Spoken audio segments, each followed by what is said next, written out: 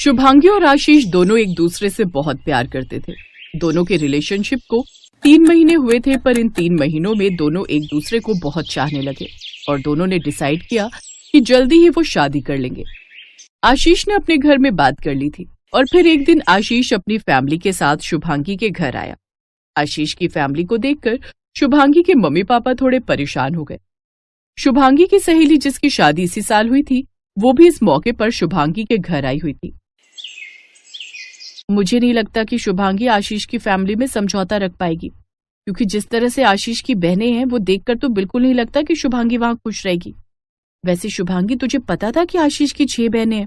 3 शादीशुदा हैं पर 3 तो कुंवारी हैं, और आशीष 6 बहनों का इकलौता भाई है।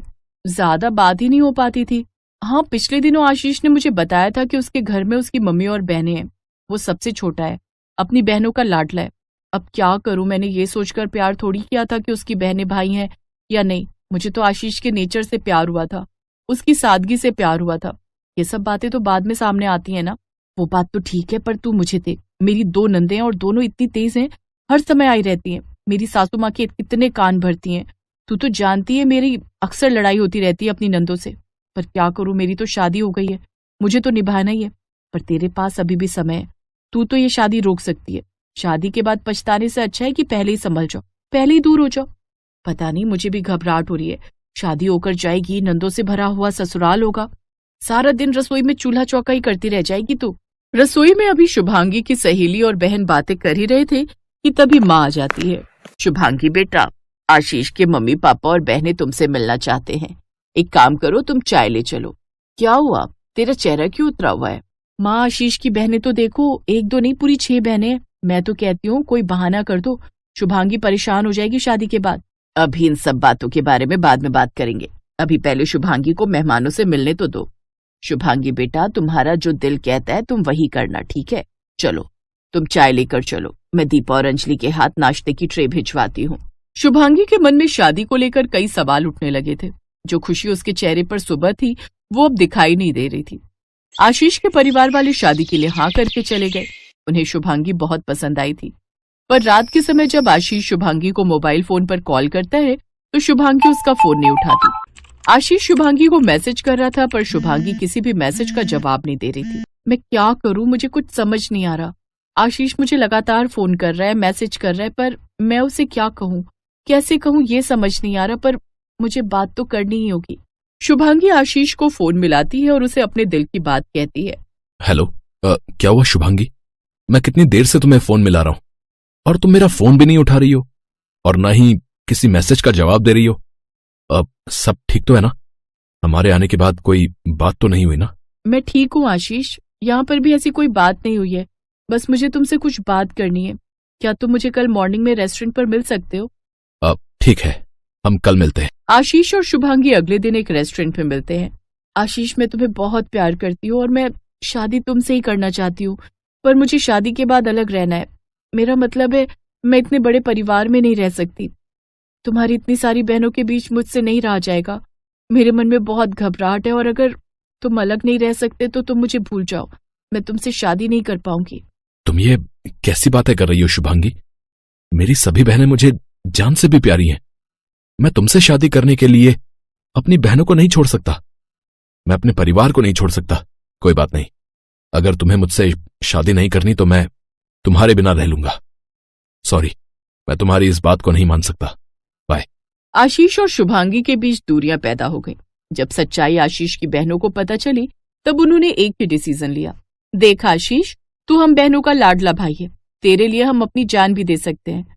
अगर शुभांगी चाहती है कि तू शादी के बाद अलग रहे तो उसकी बात मान ले। देख, हम तीनों की शादी हो गई है, इन तीनों की भी कुछ टाइम में हो जाएगी, पर माँ को, इस घर को और तुझे शुभांगी की बहुत जरूरत है। हम जानते हैं तू शुभांगी से बहुत प्यार करता है और तेरी खुशी में ही हमारी खुशी है। भाई, हमारा कहना मान, तू शुभांगी से शादी कर ले प्लीज। ज्योति ठीक कह रही है आशीष बेटा, हमें भी कोई ऐतराज नहीं है, और फिर अलग रहने में क्या ही बुराई है। तू कभी कभी मिलने आ जाए करना, अब ये तीनों भी तो मिलने आती है ना, और फिर अंकिता, निशा और पूजा भी तो है मेरे साथ। तू टेंशन क्यों लेता है? शुभांगी को फोन कर और उससे बात कर। आशीष ने अपनी माँ और बहनों के कहने पर शुभांगी से बात की और फिर सबकी रजामंदी से आशीष और शुभांगी की शादी हो जाती है। आशीष अपने लिए घर ढूंढ रहा था। अगले कुछ दिनों में जैसे ही घर मिलता, आशीष और शुभांगी अलग रहने जाने वाले थे। पर नई नई शादी के उन कुछ दिनों में शुभांगी ने महसूस किया कि नंदों को लेकर जो डर उसके मन में बिठाया गया था वैसा तो कुछ भी नहीं था। शुभांगी, वो मैं और बाकी सबने मिलकर तुम्हारे और आशीष के लिए हनीमून पैकेज बुक किया है। हम सबका मन है कि तुम और आशीष आउट ऑफ इंडिया घूमने जाओ, और जगह भी तुम्हारी पसंद की है। हमें आशीष ने पहले ही बता दिया था कि तुम्हें यूरोप जाना है, हमने इसीलिए यूरोप की टिकट बुक की है। पर ये तो 2 महीने का ट्रिप है दीदी। भाभी, हम सब ने यही सोचा है कि आप 2 महीने बिल्कुल एंजॉय करो, और यहाँ की बिल्कुल भी चिंता मत करना भैया, हम माँ की पूरी देखभाल करेंगे। आप दोनों अपना हनीमून बढ़िया से एंजॉय करो। और हाँ भाभी, हम सब आपके लिए कुछ गिफ्ट्स भी लाए थे, वो भी आप देख लेना, और आपकी पसंद का क्या क्या है वो भी बता देना। फिर तो आप दूसरे घर में रहने चले जाओगे, तो पता नहीं हम आपके लिए इतना कुछ कर पाए। हमारी एक ही भाभी है, और हम सभी नंदे चाहती हैं कि हमारी भाभी के चेहरे पर हमेशा मुस्कान रहे, और हमारी भाभी का चेहरा हमेशा खिलखिलाता रहे।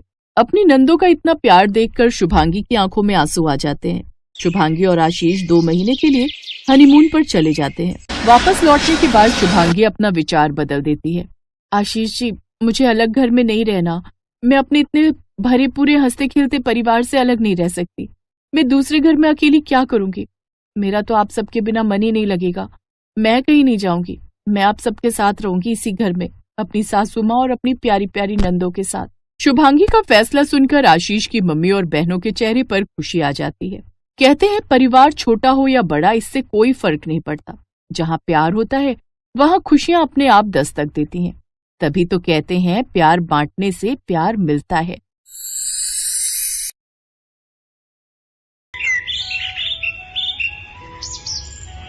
दो दिन बाद सोनिया की शादी थी, पर वो अपनी शादी को लेकर बहुत घबराई हुई थी। भाभी, मुझे तो बहुत घबराहट हो रही है। मैं शादी के बाद सब कुछ कैसे संभाल पाऊंगी? आपने तो यहाँ आकर सब कुछ मैनेज कर लिया। सोनिया, ऐसी कोई बात नहीं है।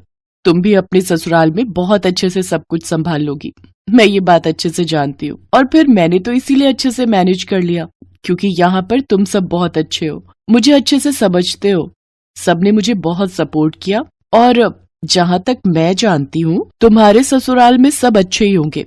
और आलोक जी का नेचर तो बहुत अच्छा है, तुम भी सबके दिलों में अपने लिए जगह जरूर बना लोगी। थैंक यू भाभी, थैंक यू सो मच। मेरी गुड़िया रानी कितनी जल्दी बड़ी हो गई, जैसे कल की ही बात हो। आंगन में इधर उधर खेलती दौड़ती भागती हुई, कभी इधर छुप जाती थी, कभी उधर छुप जाती थी। मेरी बच्ची कब बड़ी हो गई पता ही नहीं चला। कल मेरी बच्ची अपने ससुराल चली जाएगी। माँ, आपके आंसू निकले तो फिर मुझे भी रोना आ जाएगा। अरे मेरी बिटिया, ये खुशी के आंसू हैं, मैं रो थोड़ी रही हूँ। देख, बिल्कुल भी नहीं रो रही। मेरी प्यारी ननद, अब तुम समय पर सो जाओ, सारे रिश्तेदार भी सो चुके हैं। एक काम करो, तुम मेरे साथ ही सो जाओ। कल सुबह पंडित जी जल्दी आ जाएंगे, तुम्हारी हल्दी और चूड़े की रस्म भी होनी है। हाँ सोनिया, तुम भाभी के साथ ही सो जाओ। ठीक है माँ, मैं भाभी के पास सो जाती हूँ। और फिर अगले दिन सोनिया शादी करके धूमधाम से अपने ससुराल चली जाती है। सोनिया अपने ससुराल में सबके दिलों में जगह बनाने के लिए पूरी कोशिश करती है, पर सोनिया की सास और ननद दोनों ही उसे ज्यादा पसंद नहीं करती थी। अगले दिन ही उसकी ननद दरवाजा बजा देती है। सोनिया भाभी, जल्दी से उठ जाओ, माँ बुला रही है, पूजा का समय हो रहा है। अभी तो सुबह के 5 ही बजे हैं, इतनी जल्दी? रुको, मैं मेघा को बोल देता हूँ। नहीं नहीं, रहने दो आलोक, अच्छा नहीं लगता ऐसे मना करना, मैं उठी जाती हूँ। सोनिया दरवाजा खोलती है। मेघा, मैं नहा धोकर तैयार होकर नीचे आती हूँ। ठीक है, जल्दी आना, माँ को पूजा में देरी पसंद नहीं है। सोनिया नहा धोकर तैयार होती है और फटाफट से पूजा में पहुँचती है। बहू, कल से 4 बजे उठा करो, 5 बजे मैं भोर की आरती करती हूँ। आज तुम्हारा पहला दिन था, इसलिए मैंने मेघा को उठा दिया था ताकि तुम्हें बोल दे। मैं तो सीढ़ियाँ चढ़ नहीं पाती हूँ, अब से तुम भी मेरे साथ पूजा किया करोगी। माँ, मैं सोने जाऊं? अब तो भाभी उठकर आ गई है।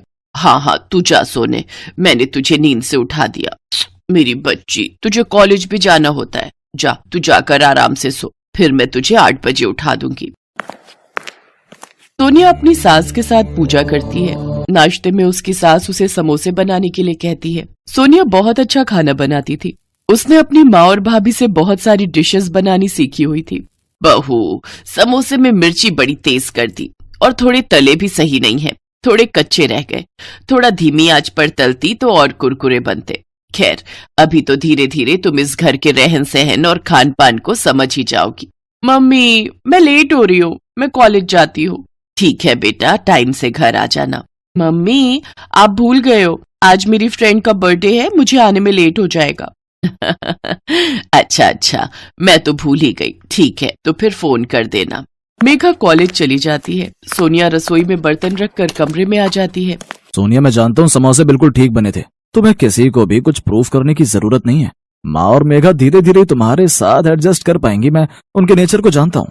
कोई बात नहीं आलोक, मैं भी तो फिर धीरे धीरे ही सबके नेचर को पहचानूंगी ना। पर मैं पूरी कोशिश करूंगी कि मैं धीरे धीरे सबको समझने लगूं और सब मुझे समझने लगे। पर सोनिया जितनी भी कोशिश कर रही थी, उस कोशिश का उसकी सास और ननद पर कोई असर नहीं हुआ। सोनिया की शादी को 1 महीना हो गया था। वो जब भी आलोक को घूमने के लिए कहती तो उसकी सास कोई न कोई बहाना करके उनके हनीमून को टाल रही थी। सोनिया ने इस बात को भी दिल से नहीं लगाया। वो फिर भी सबकी इज्जत करती, सबकी देखभाल करती, सबका पूरा ख्याल रखती। जो भी गुण अच्छी बहू में होने चाहिए वो सब सोनिया में पूरी तरह से थे। वो अपने आप को एक अच्छी बहू साबित करने की कोशिश में लगी हुई थी। पर एक दिन तो हद ही हो गई। सोनिया पड़ोस में रहने वाले एक लड़के से बातें कर रही थी। बातों ही बातों में सोनिया थोड़ी हंस पड़ी। कॉलेज से आते हुए उसकी ननद मेघा ने उसे एक लड़के से बात करते हुए देख लिया और जाकर सीधा ये बात अपनी माँ को बता दी। माँ, लगता है भाभी में बिल्कुल भी तमीज नहीं है। पड़ोस में रहने वाला वो रघु है ना, उससे हंस हंस के बातें कर रही थी। तुम जानती हो ना रघु कैसे स्वभाव का है, पूरे मोहल्ले का बिगड़ा हुआ लड़का है। क्या बहू रघु से बात कर रही थी? अभी इसकी खबर लेती हूँ। सोनिया अब तक अपनी ननद की सारी बात सुन चुकी थी। अब सोनिया की सहनशीलता भी जवाब दे रही थी। क्या बात है बहू? ये हमारे घर की बहू के अच्छे संस्कार वाली बात नहीं है। तुम किसी गैर मर्द के साथ हंस हंस के बातें कर रही हो। पता है मोहल्ले में कितनी बदनामी हो जाएगी। कुछ तो समझा करो, तुम इस घर की नई नवेली बहू हो। बस माँ जी, बहुत हुआ। आप दोनों मेरा बहुत अपमान कर चुके हो। अरे वो पड़ोस में रहने वाला रघु, मैंने उससे बात क्या कर ली, आप तो मेरे ऊपर लांछन लगा रहे हो। आपको पता भी है रघु कौन है? वो बचपन में मेरे स्कूल में पढ़ता था। वो मेरी सहेली का बॉयफ्रेंड है, मेरी बेस्ट फ्रेंड श्वेता का। वो तो हम बचपन की किसी बात पर हंस पड़े थे। खैर, मैं आप दोनों को सफाई क्यों दे रही हूँ? मुझे यहाँ रहना ही नहीं है। मैं अपनी मम्मी के घर जा रही हूँ। आलोक आए तो आप उसे बता देना। सोनिया गुस्से में अपना पर्स उठाती है और अपनी मम्मी के घर आ जाती है। उसकी सास और ननद घबरा गए थे, क्योंकि आलोक के आने के बाद वो क्या ही जवाब देते कि उन्होंने ऐसी क्या गलती की जिसकी वजह से सोनिया घर छोड़कर चली गई। उधर सोनिया भी रोते हुए अपनी माँ और भाभी को सारी बात बताती है। भाभी, मैंने उस घर में आपकी तरह जगह बनाने की बहुत कोशिश की, पर नहीं। माँ जी और मेघा, उन दोनों ने मेरा अपमान किया, मेरे चरित्र पर उंगली उठाई। क्या आपको लगता है कि मुझे उस घर में रहना चाहिए, वापस जाना चाहिए? सोनिया, रो मत मेरी प्यारी ननद। मैं आलोक जी से बात करूंगी। तुम्हारे भैया और मैं दोनों मिलकर उनसे बात करने जाएंगे। बहू बिल्कुल ठीक कह रही है। अरे हमने अपनी बेटी दी है तो ये थोड़ी है कि हमारा कोई सम्मान नहीं है। हमने अपनी बेटी को अच्छे संस्कार दिए हैं और वो मेरी बेटी पर इस तरह के लांछन लगा रही है। सोनिया, तुम्हें वहां जाने की कोई जरूरत नहीं है। अब पहले बात होगी तभी तुम वहां जाओगी। उधर आलोक भी अपनी माँ और बहन पर बहुत गुस्सा होता है। तुम्हें पता भी है मेघा, मैं जानता हूँ रघु को वो सोनिया के बचपन का दोस्त है, और खैर कुछ भी हो, वो मेरी पत्नी है। उस पर मैं अपने आप से भी ज्यादा विश्वास करता हूँ। मैं सोनिया को पिछले 3 साल से जानता हूँ। उसके जैसी बहू शायद ही आपको मिलती।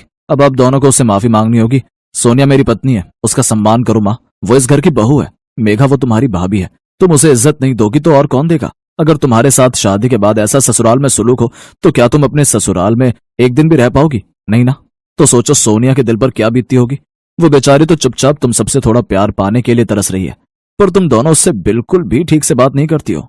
तू ठीक कह रहा है बेटा, हमसे बहुत बड़ी गलती हो गई। सॉरी भैया। माँ, हम दोनों को भाभी से माफी मांगनी चाहिए। चलो हम भाभी को लेकर आते हैं, हम उनसे माफी मांगेंगे। सोनिया की सास और ननद उसे लेने के लिए आती है और उससे माफी मांगती है। सबके कहने पर सोनिया उन्हें माफ कर देती है और खुशी खुशी इज्जत के साथ अपने ससुराल के लिए विदा होती है।